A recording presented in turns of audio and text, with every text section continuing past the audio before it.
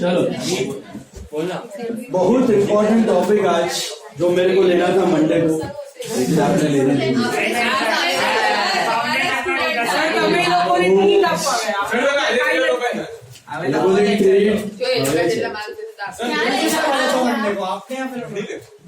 क्या मंडे को भी ट्रीट नहीं था, अभी आ गया है। मंडे को तो सब आ गए थे मिलने को उधर उधर आए थे बाकी उधर गए क्या एक दिवस छुट्टी मरवानी के वो समझीने चालू है। एक से 2-3 दिन ना पार्टी रात को जाएंगे पार्टी पे हमारे लेक्चर के बाद है।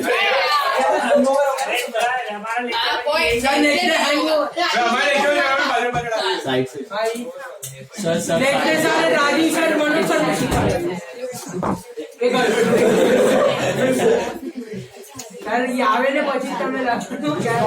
इनका वेट करूँ मैं भी वैसे हर बार एवरी टाइम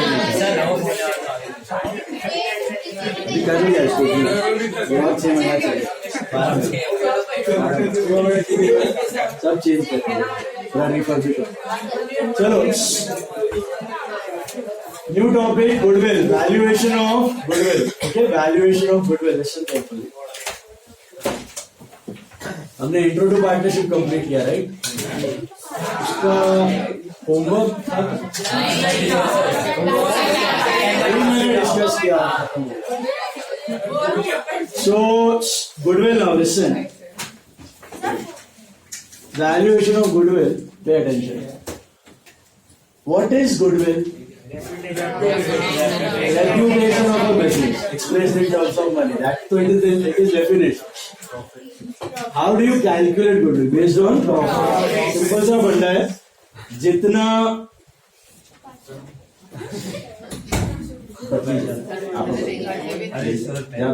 सब इधर आएगा, पूरा लेगरूम ही जितना फैला के बैठना है, रेक्लाइनर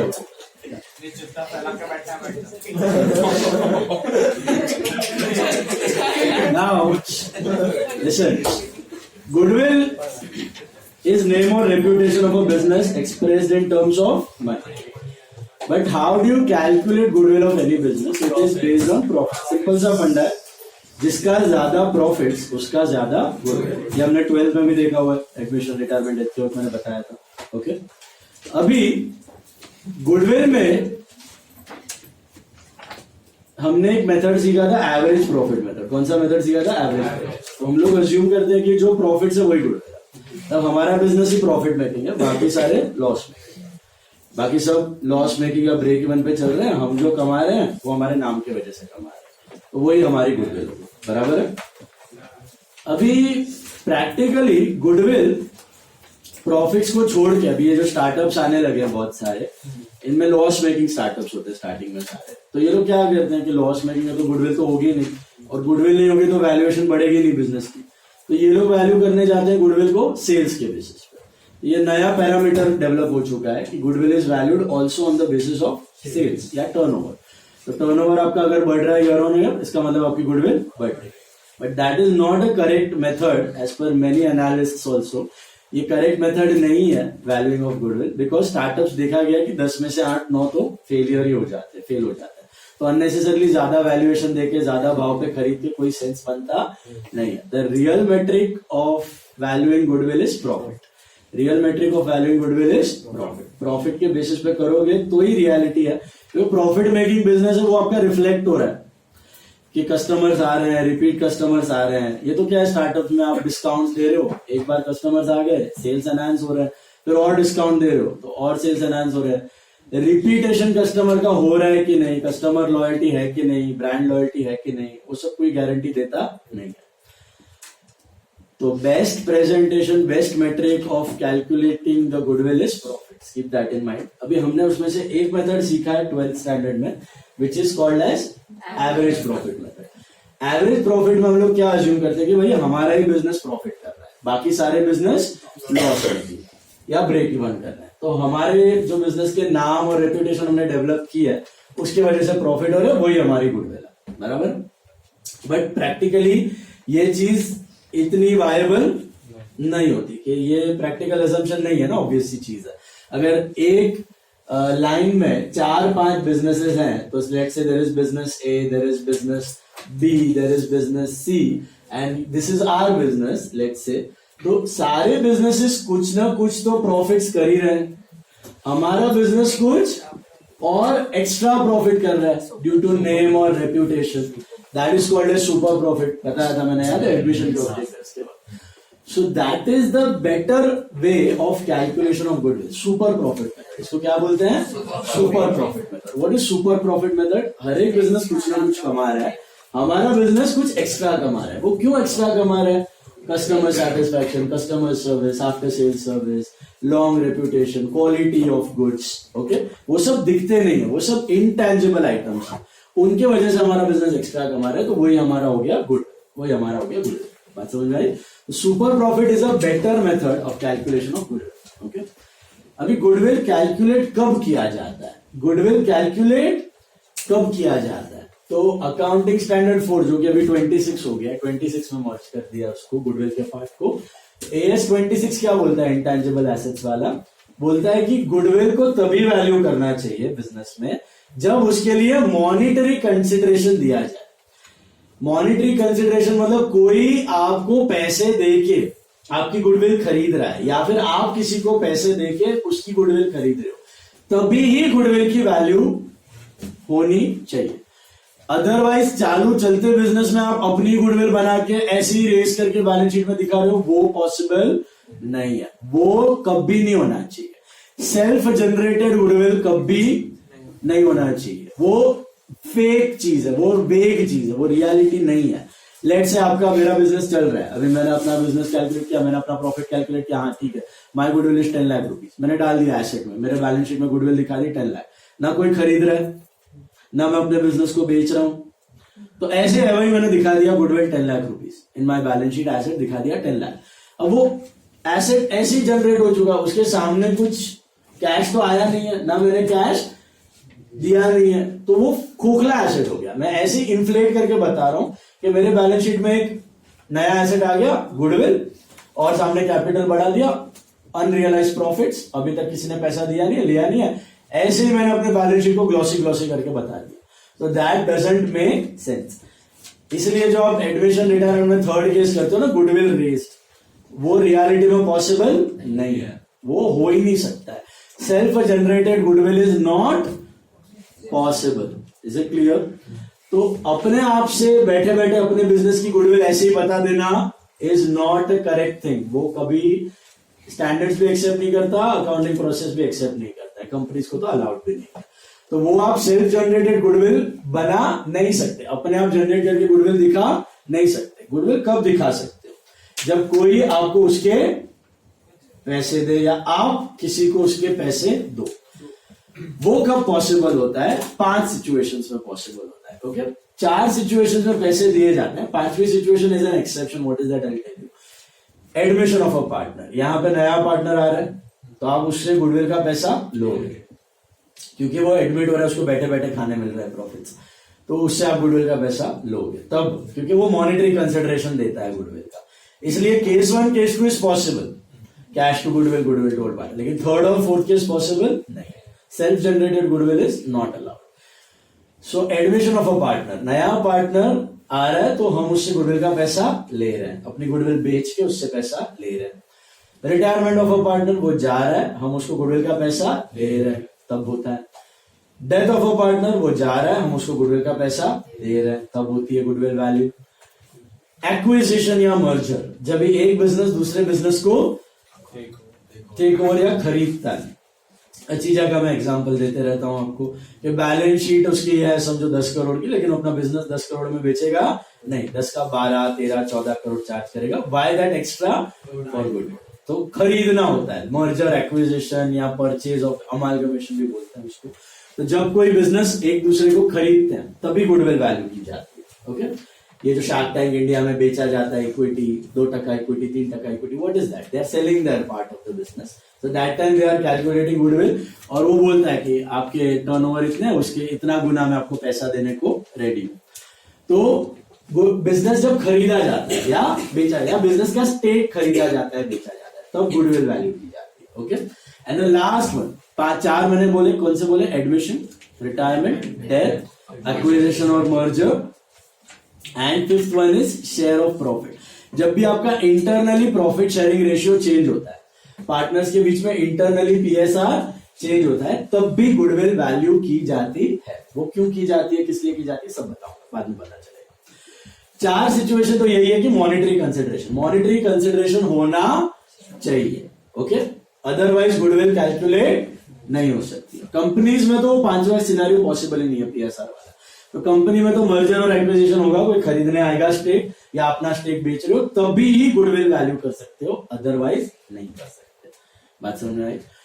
एंड जो कैलकुलेशन ऑफ गुडविल होता है वो एस्टिमेट बेसिस पे होता है कि आने वाले सालों में आप कितना प्रॉफिट कमाओगे, आने वाले सालों में कितना अर्न करोगे। तो वो कभी एग्जैक्ट वैल्यू मिलने वाला नहीं है। इसलिए आप देखते हो ये जो स्टार्टअप वगैरह के वैल्यूएशन है, कभी $10 बिलियन हो जाता है, कभी $5 बिलियन हो जाता है, कभी $7 बिलियन हो जाता है, वापस $3 बिलियन हो जाता है, क्योंकि वो एस्टिमेट बेसिस पे, कभी एक्यूरेट वैल्यू मिलने वाला नहीं है। हम लोग भी एवरेज प्रॉफिट देखते हैं, उसके बाद कहते हैं ना number of years of purchase, 2 year purchase, 3 year purchase, 4 year purchase. वो क्या है? इतने साल तक हम लोग प्रॉफिट सस्टेन कर पाएंगे या नहीं। तो वो एस्टिमेट बेसिस पे होता है, कभी एग्जैक्ट बेसिस पे पॉसिबल नहीं है। Is this clear? So remember that goodwill कभी भी accurate value मिलेगा नहीं, और तभी वैल्यू होगा जब मॉनिटरी कंसिडरेशन दिया या लिया जाएगा। तो कौन से केसेस में होता है? Admission, retirement, death, acquisition, merger, खरीदने बेचने के बाद शेयर ऑफ प्रॉफिट जब चेंज होता है तब। अभी मेथड्स ऑफ कैलकुलेटिंग गुडविल, तो एक तो होता है एवरेज प्रॉफिट मेथड, वो तो आपको पता है। दूसरा होता है super profit method. Super profit method का फॉर्मूला याद है, हमने 12th में किया था। What is super profit equal to? Average profits minus normal profit. आम जिंदगी माइनस मेंटोस जिंदगी। याद आया? तो आम जिंदगी, आम प्रॉफिट मतलब ये आम बिजनेस है। ये लोग सपोज ऑन एन एवरेज कमा रहे हैं 50,000 और हमारा बिजनेस कमा रहा है 80,000। So why our business is able to earn 30,000 extra? That is called super profit, and that is equal to goodwill in majority of the cases. तो प्रैक्टिकली जो भी बेस्ट पॉसिबल तरीका कैलकुलेट करने का goodwill, that is super profit method. तो average profits minus normal profits. अभी what are average profits, उस पर फोकस करते हैं। ये सबका ऑपरेशन करना है, ओके? हेवी लेक्चर होने वाला है, ध्यान से फोकस करना। एवरेज प्रॉफिट्स क्या होता है अपना? एवरेज प्रॉफिट मतलब हमारा बिजनेस ऑन एन एवरेज कितना अर्न कर रहा है। वो 1 साल का प्रॉफिट नहीं होता, कम से कम 3, 4, 5 साल का एवरेज लिया जाता है। आप भी करते हो एवरेज? क्यों एवरेज लिया जाता है? क्योंकि 1-2 साल तो तुक्का भी हो सकता है। तो एवरेज में आप अर्न कर रहे हो, मतलब आप स्टेडीली इतने तो कमा ही रहे हो। से फॉर एग्जांपल अचीजा का बिजनेस कोई खरीदने वाला है, तो अचीजा की गुडविल हम लोग कैलकुलेट करते हैं। तो अचीजा के एवरेज प्रॉफिट्स क्या है? तो 4-5 साल में ऑन एवरेज अचीजा ने कितना कमाया है वो देखा जाएगा, उसको बोलते हैं एवरेज प्रॉफिट। क्या बोलते हैं?